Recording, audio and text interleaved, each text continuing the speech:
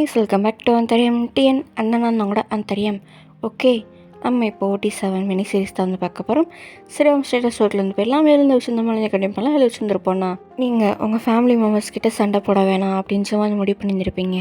அதோட்டமாக சின்னக்ஷன் பார்க்கல வாங்க. ஒரு 2 days கிட்ட பாஸ் ஆகுது. நீங்கள் இப்போது ரூமுக்குள்ளே அடைஞ்சிருக்கிறதுலாம் இல்லை, வர்றீங்க, சகஜமாக பேசலாம்.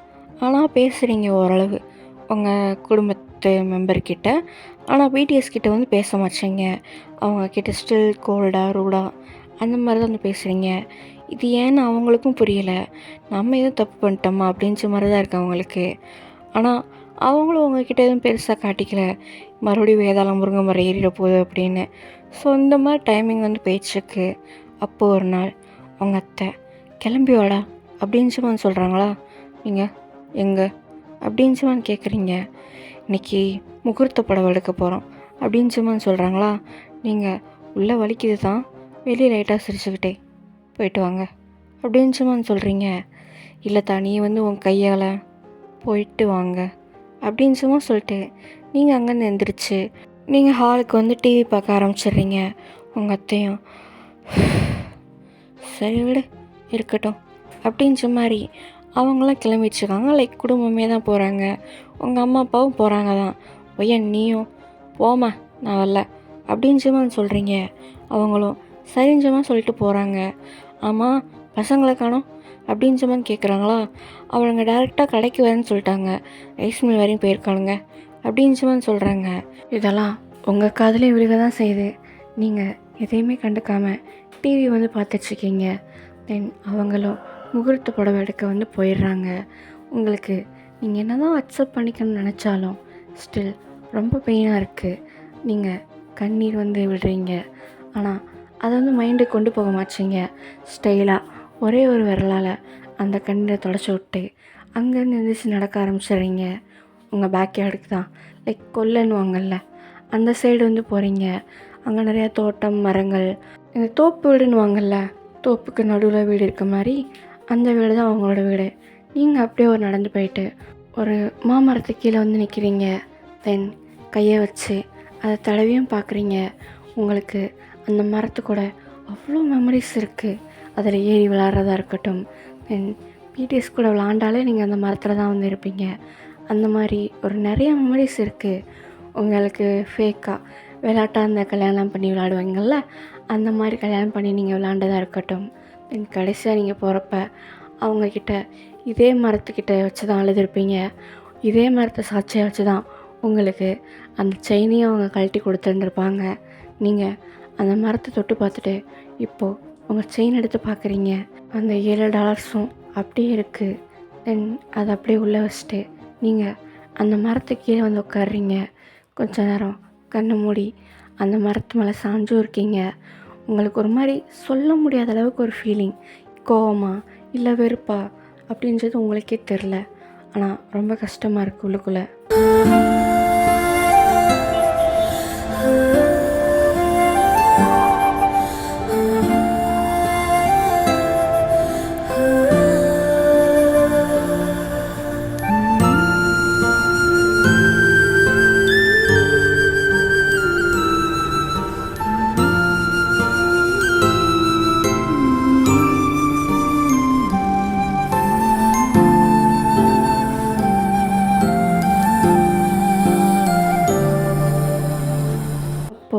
உங்கள் பக்கத்தில் யாரோ உட்கார்ற மாதிரி உங்களுக்கு ஃபீல் ஆகுது.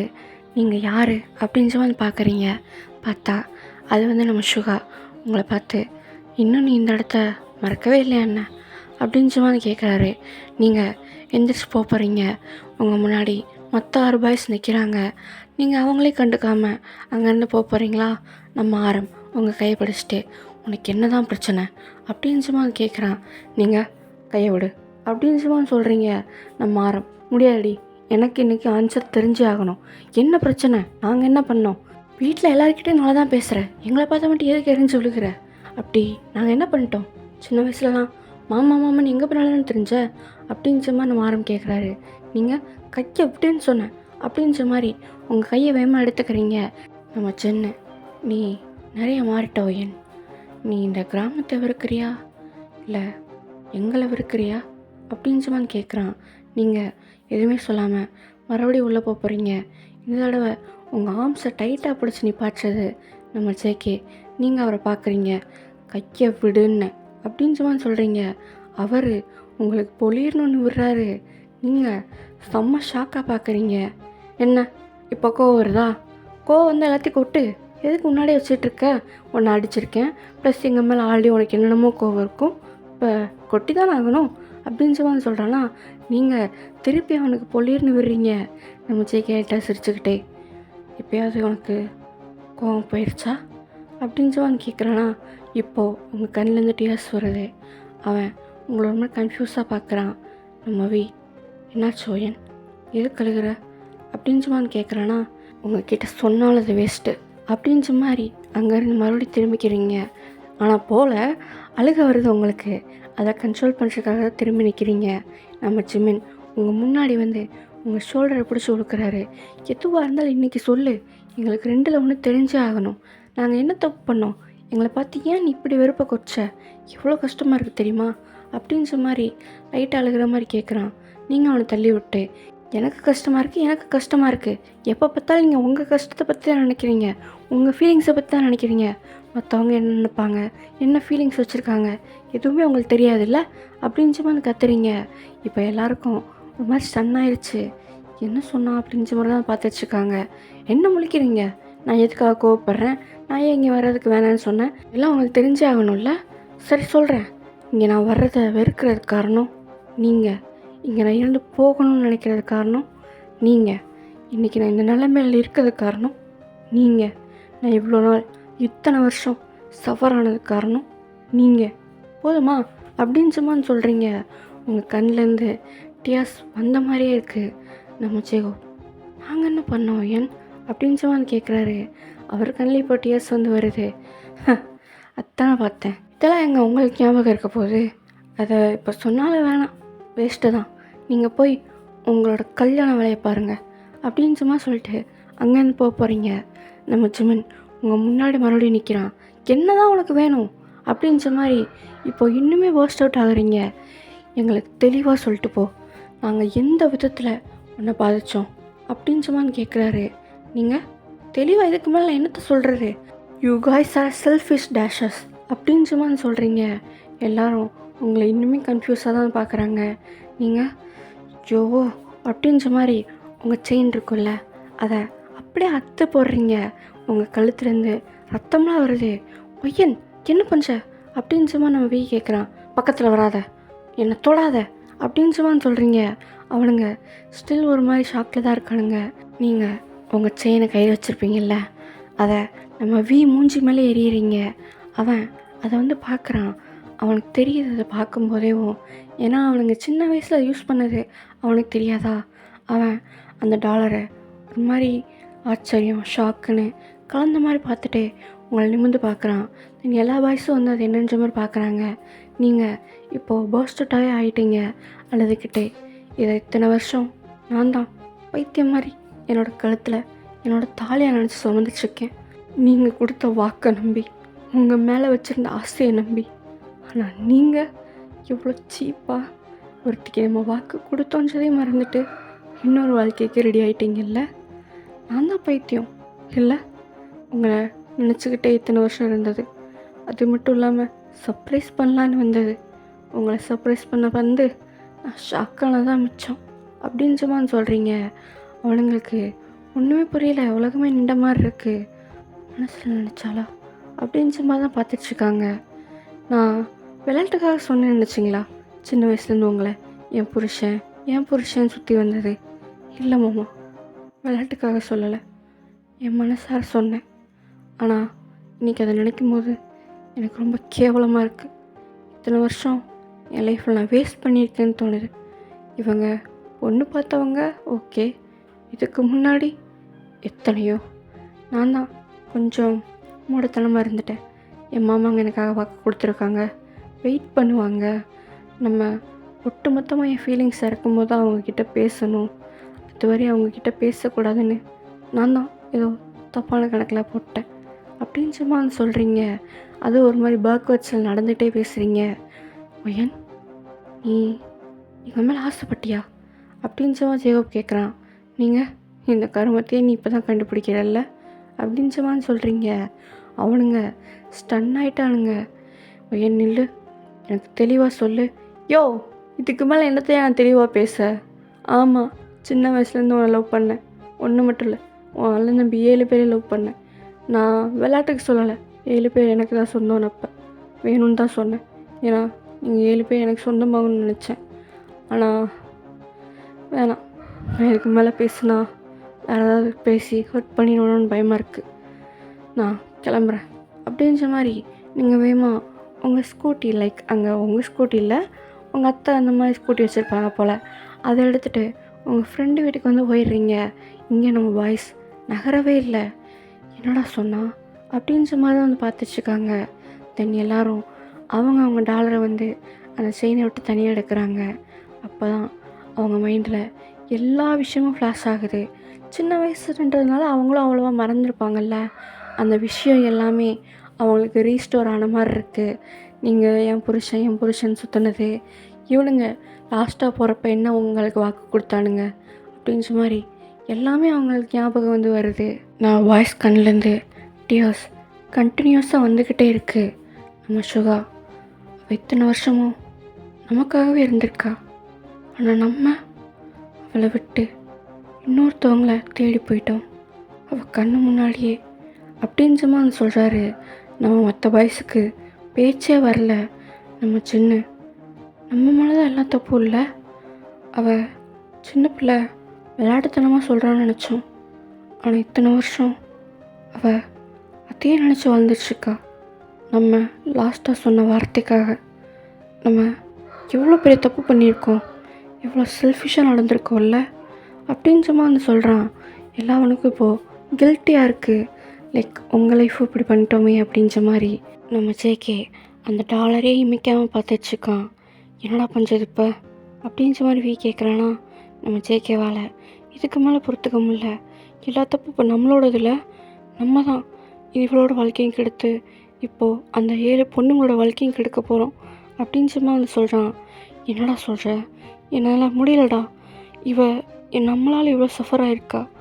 ஆனால் நம்ம எப்படி இன்னொரு கல்யாணம் பண்ணிக்கிறது? அந்த பொண்ணுங்க வாழ்க்கையும் அடுத்து ஹாப்பியாக இருக்காதுடா.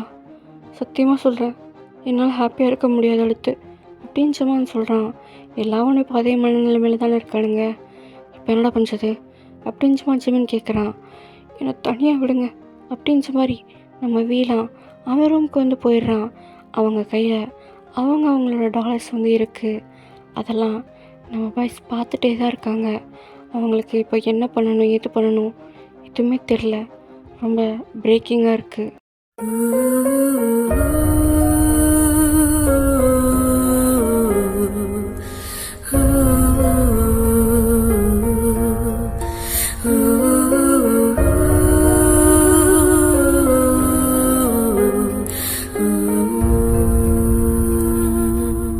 இப்போது டைம் ஸ்கிப்.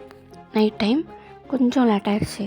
உங்கள் வீட்டிலேருந்து போனவங்க நிறையா பேருக்கு ட்ரெஸ் எடுக்கணும்ல, அதெல்லாம் எடுத்துகிட்டு வர லேட் ஆகுது. நைட் டைமில் தான் வர்றாங்க. நம்ம பாய்ஸ் வந்து அங்கங்கே ஒவ்வொரு மூலையில் ஒருத்தர் உட்காந்துருக்கான். என்னடா இப்படி உட்காந்துருக்கீங்க, ஒயனுங்க அப்படின்ற மாதிரி அவங்க பாட்டி கேட்குறாங்க. ஆனால் நம்ம பாய்ஸ் எதுக்குமே பதில் பேசலை. எல்லாரும் ஸ்டில் ஒரு மாதிரி பேரஞ்ச மாதிரி உட்காந்துருக்காங்க.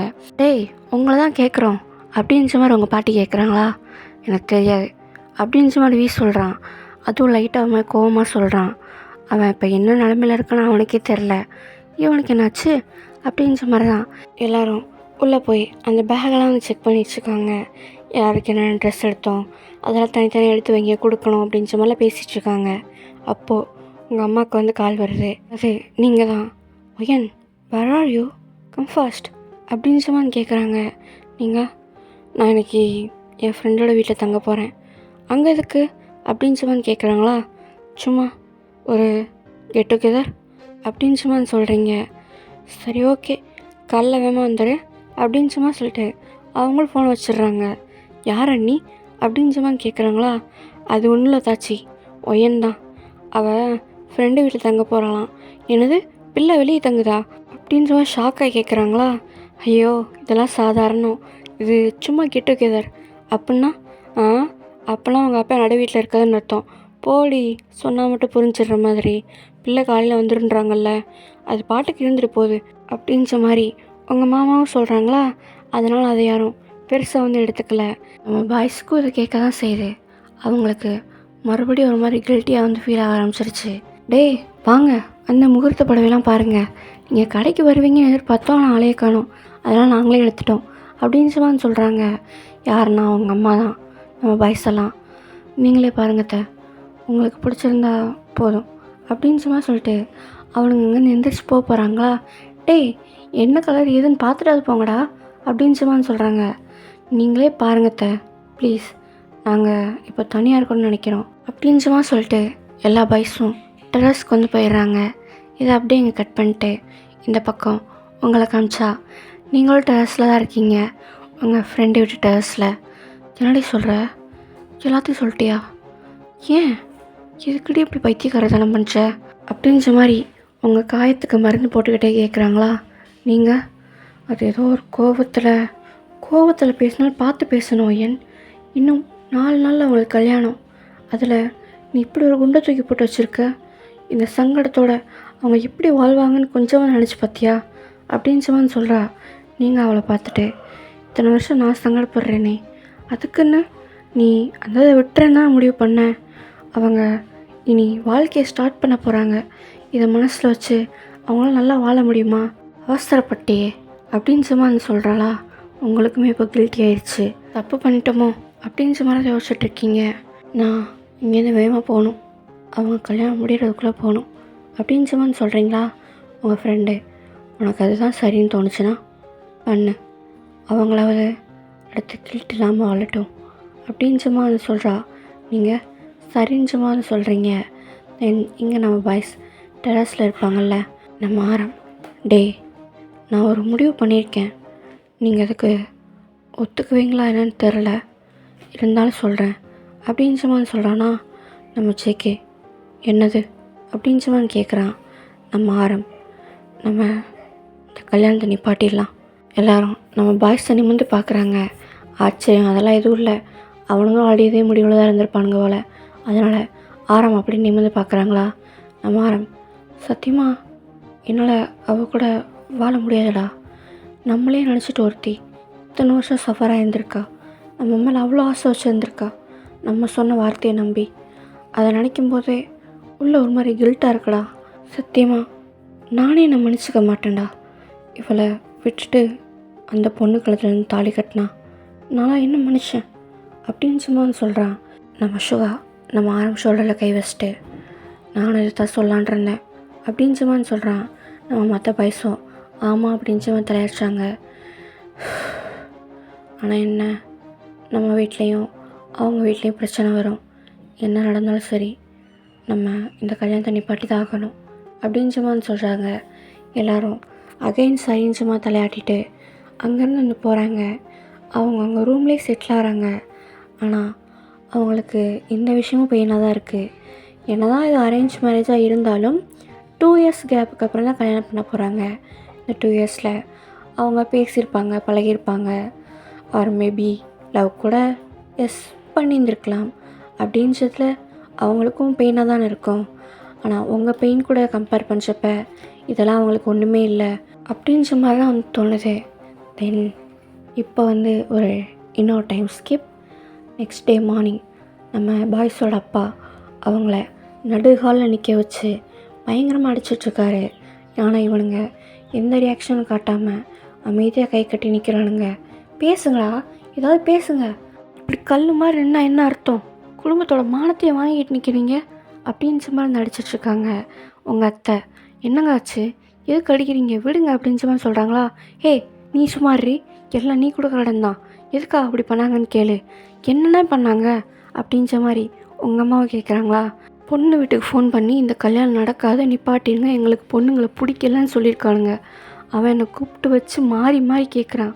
என்னால் ஒரு வார்த்தை கூட பேச முடியல. யாரால், நீ பெற்று வச்சுருக்க மகாராசங்களால தான் அப்படின்ற சொல்கிறாரு.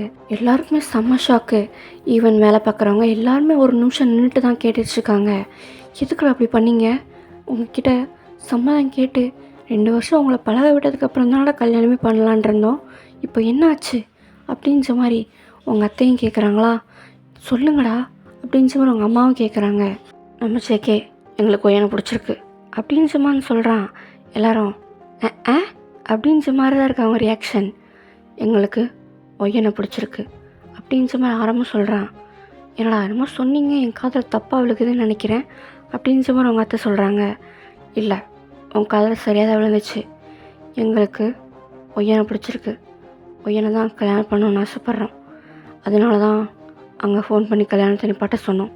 வேறு யார் கூடயும் வாழணும்னு தோணலை அப்படின்றமா வந்து சொல்கிறான்.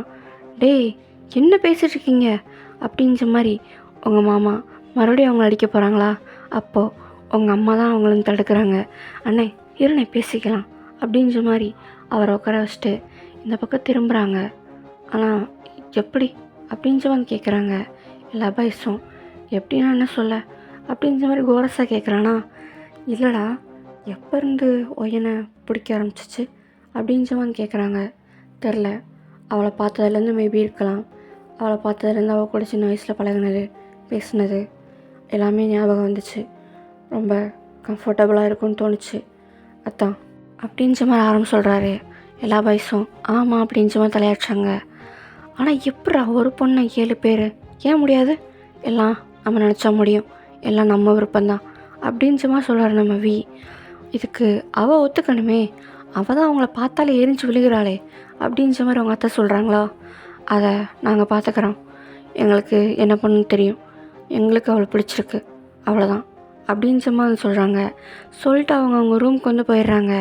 இங்கே பெரியவங்களுக்கு தான் என்ன பண்ணுறதுனே தெரில. அப்போது அவங்க பாட்டி பெருமூச்சு விட்டு, சரி இப்போ என்ன ஆகிப்போச்சுன்னு இப்படி இருந்து உட்காந்துருக்கீங்க, முறமக்கார பிள்ளை இருக்கும் போதே வெளியே பொண்ணு தேடினது நம்ம தப்பு. ரொம்ப வருஷம் கழித்து பார்த்தோன்னே பழைய பாசம் ஒட்டிக்கிட்டு அவளுகளையும் வாங்கிட்டாங்க, இதில் அவளுங்க தப்பு என்ன இருக்குது அப்படின்ற மாதிரி சொல்லுதா. உங்கள் பாட்டிக்கு வந்து ஓரளவு ஹாப்பி தான், எதுவும் வேறு பொண்ணை பிடிச்சிருக்குன்னு சொல்லாமல் ஒய்யனை பிடிச்சிருக்குன்னு சொன்னாங்களே, அது வரை சந்தோஷம்தான் அப்படின்ற மாதிரி தான் அவங்களோட மைண்ட் செட் இருக்குது. இப்படி ஒருத்தருக்கு ஒருத்தர் மூஞ்சி தூக்கி உட்காராமல் அடுத்து ஆக வேண்டியதை பார்ப்போம். குறித்த தேதியில் இவனுங்களுக்கு ஒய்யனுக்கு கல்யாணத்தை நடத்துவோம். இப்போ என்ன ஆகி போச்சு அப்படின்ற மாதிரி சொல்கிறாங்களா. இப்போ உங்கள் மாமா வந்து பார்க்குறாங்க. நீ என்னத்தான் சொல்கிற அப்படின்ற மாதிரி உங்கள் மாமா கேட்குறாரா. இதில் நான் சொல்கிறதுக்கு எதுவுமே இல்லைண்ணே, அவளாம் முடிவெடுத்தால் தான் உண்டு அப்படின்ற மாதிரி சொல்கிறாங்க. எல்லோரும் நீங்கள் வரட்டும் அப்படின்றதுக்காக தான் வெயிட் பண்ணிட்டுருக்காங்க. நீங்கள் மத்தியானம் போல் வர்றீங்க, வீடெல்லாம் ஒரு மாதிரி அங்கங்கே சிதறி எல்லோரும் ஒரு மாதிரி இடிஞ்சு போன மாதிரி உட்காந்துருக்காங்க. நீங்கள் அதெல்லாம் ஒரு மாதிரி கன்ஃபியூஸாக பார்த்துட்டு தான் உள்ளே வந்து வர்றீங்க. ஓகே, இது எங்கேயே ஸ்டாப் பண்ணலாம். நெக்ஸ்ட் எபிசோடில் பார்க்கலாம். சப்ஸ்கிரைப் பண்ணாமல் பார்க்குறவங்க சப்ஸ்கிரைப் பண்ணிவிட்டு பாருங்கள். பாய்.